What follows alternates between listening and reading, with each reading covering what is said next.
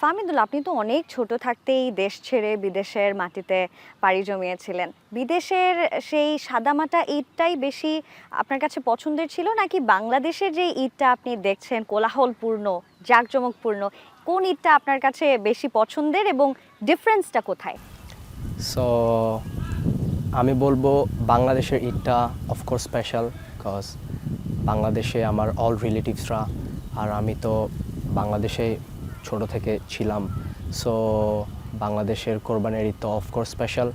And ডিফারেন্সটা হচ্ছে যে আমি আমার রিলেটিভসদের সাথে ঈদটা করতে পারি না, বাট আমার ফ্যামিলি তো আমার সাথেই থাকে। সো এত মিস করি না, বাট অবশ্যই বাংলাদেশের ক্রাউডটা মিস করি। ঈদের যে ক্রাউডটা থাকে ওইটা অফকোর্স মিস করি না। ঈদের দিন মায়ের হাতের কোন রান্নাটা আসলে সবচাইতে বেশি মিস করা হয়? অবশ্যই কোরবানের মাংস, যে ওটা কোরবানির of মাংস, course চালের রুটি special। দিয়ে।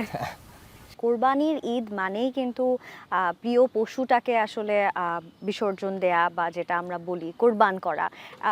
এই কোরবানির পশু নিয়ে মজার কোনো স্মৃতি আছে আপনার?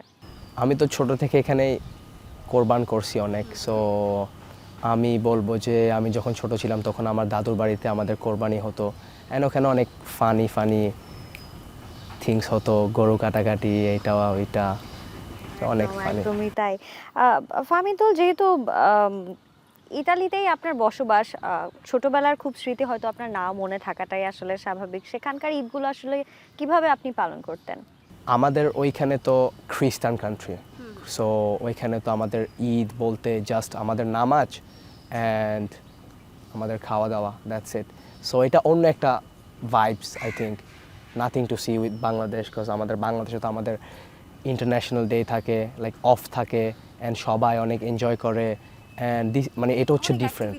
জি, এটা হচ্ছে ডিফারেন্স, যে এখানে তো অনেক রিলেটিভসরা থাকে, একজন আরেকজনের বাসায় যায়, অনেক ফান হয়।